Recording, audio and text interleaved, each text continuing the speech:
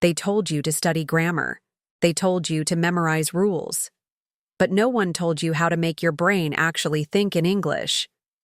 Hi, my name is Anna, and welcome to English Cactus. If you've ever felt like English just doesn't click in your mind, you're not alone. And that's exactly why I made this video.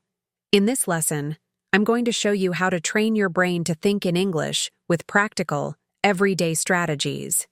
This isn't theory. This is real-life English. Learn. Built to help you be more fluent, more confident, and more persistent every single day. Before we dive in, make sure to grab your free PDF in the video description.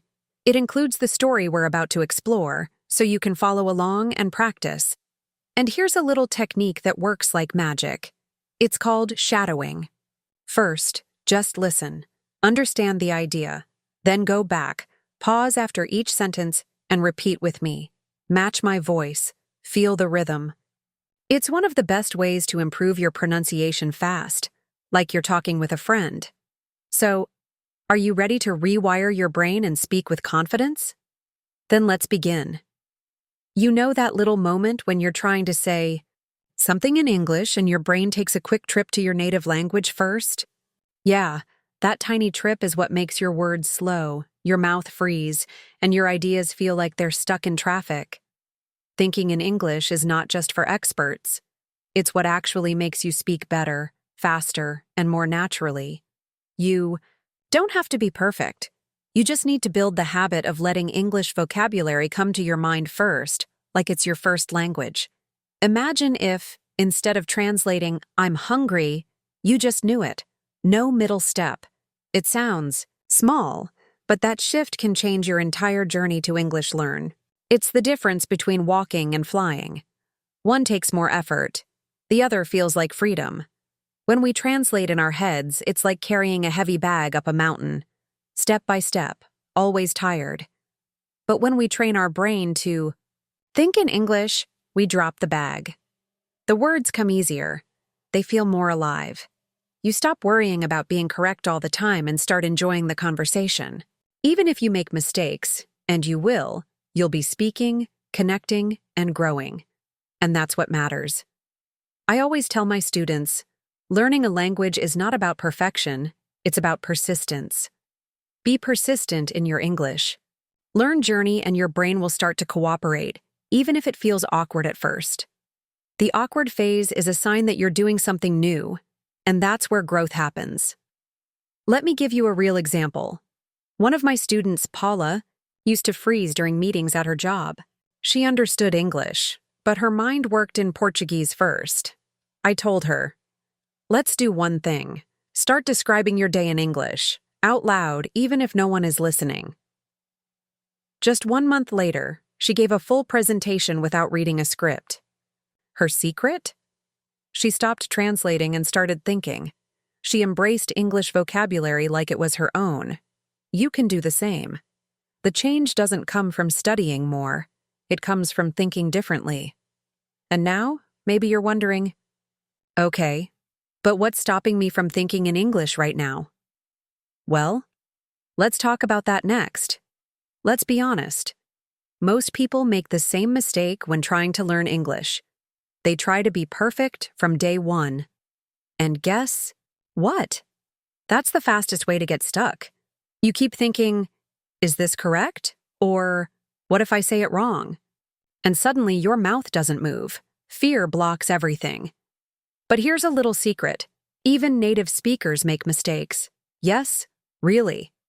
So if you're trying to avoid every error, you're actually avoiding real English learn. Being persistent is more powerful than being perfect. Don't wait to feel ready. Just start speaking, even if your words are a little messy at first. That's how your brain learns to think in English naturally. Another big mistake is depending too much on translation. If you always think, how do I say this in English? You create a habit that's hard to break. It's like riding a bike with training wheels forever. You never really learn to balance. I've seen students say things like, I don't know how to say saudade in English, and then they freeze. But here's the trick. Explain it instead. Say, it's a feeling of missing someone deeply. Boom. English vocabulary and connection in action. Don't be afraid to describe when you can't find the exact word. Translation slows you down. Description sets you free. And maybe the most silent mistake is thinking that English is something you study only in class. If you only use English once a week or when you do homework, your brain won't learn to trust it. English must be in your life every single day, like your toothbrush or your coffee. It doesn't have to be big.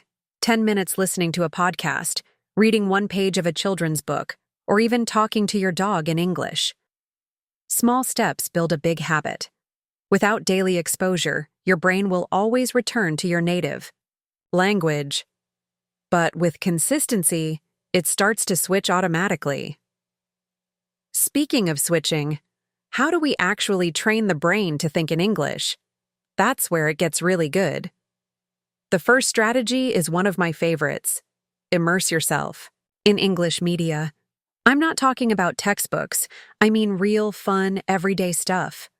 Watch YouTube videos, listen to music, binge a Netflix series with English subtitles, or follow English-speaking creators on Instagram or TikTok. Choose content that you enjoy. If you love cooking, find English cooking channels. If you're into travel, follow travel vloggers.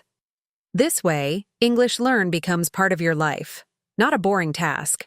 The more your ears hear English naturally, the more your brain learns the rhythm, vocabulary, and expressions of the language. It's like music.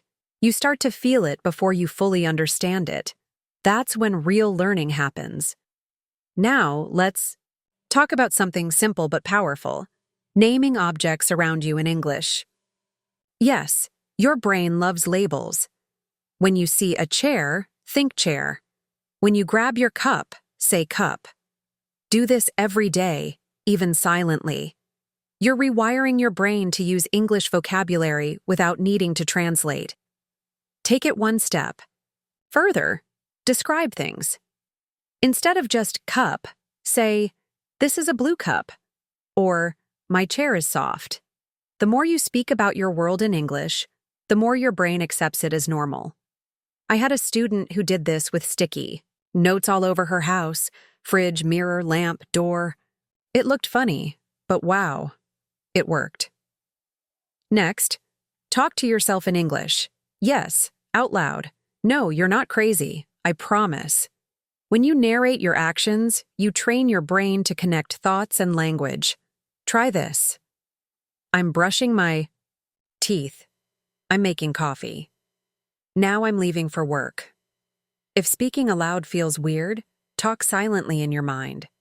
I do this myself when I'm learning a new language. It helps me think faster and remember words longer. You're building fluency from the inside out. The great thing is, no one can judge you because no one's listening. Your mistakes are safe here, and your brain is quietly improving. The fourth strategy is a game changer. Use English to English dictionaries. Most people go straight to Google Translate, but that's like giving your brain a crutch. When you use an English definition, your brain starts to connect meanings, not just words. Let's say you want to know what persistent means. Instead of translating, look it up in English. Continuing firmly despite difficulties. That's real understanding. My tip? Use the Cambridge Learner's Dictionary or the Longman Dictionary of Contemporary English. They're super friendly for beginners. Every time you choose this method, you're telling your brain, I trust English. And guess what? Your brain listens. Finally, the fifth strategy. Start with simple sentences. This is where so many learners make things harder than they need to be. You don't need fancy grammar or big words to think in English. Just say what you feel, what you see, what you do. I like this movie. My cat is sleeping. It's hot today. When that feels easy, you can grow into more complex phrases naturally. Think of your English like a plant. You don't shout at it to grow. You water it a little every day. That's the secret. Small, persistent actions. Start small, stay consistent, and your brain will begin to think in English without even trying. Speaking of daily habits, that's what we're about to dive into next.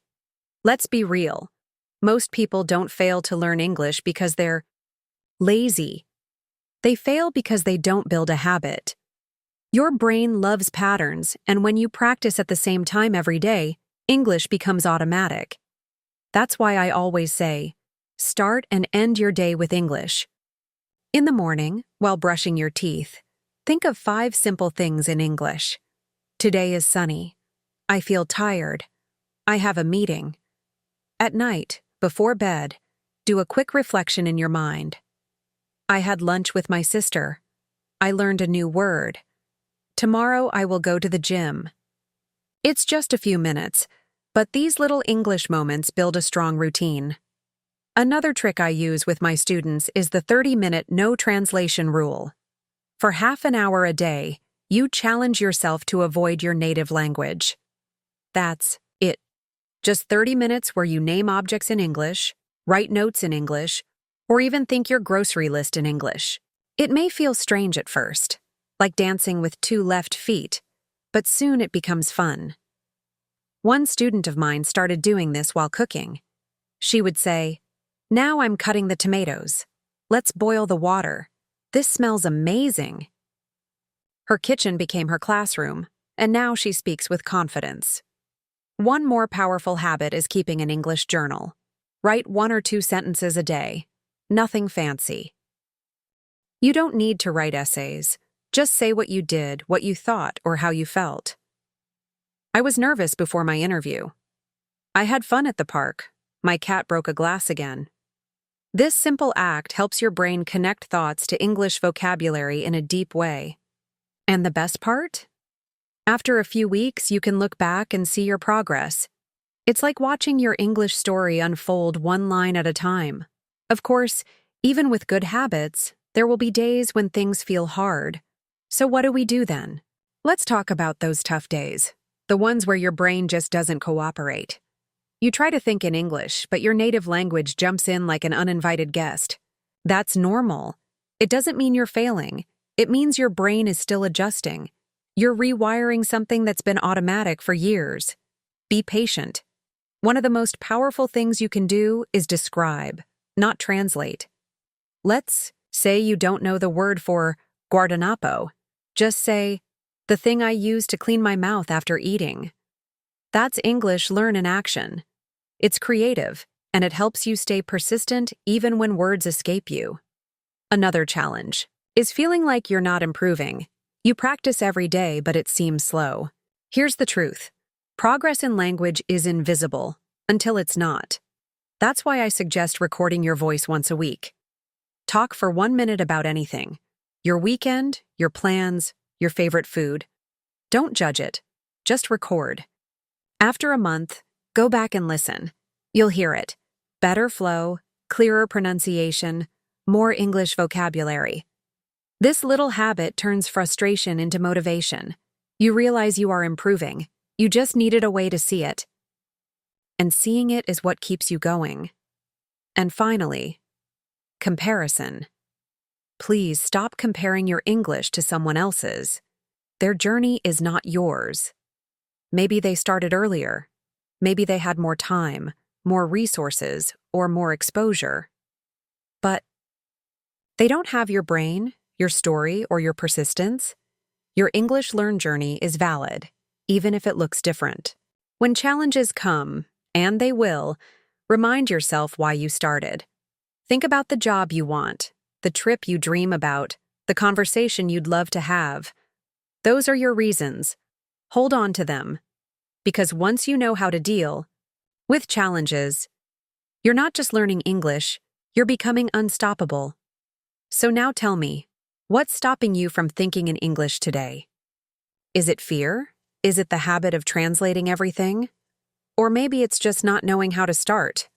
Well, now you do. You've got the tools, the techniques, and the mindset.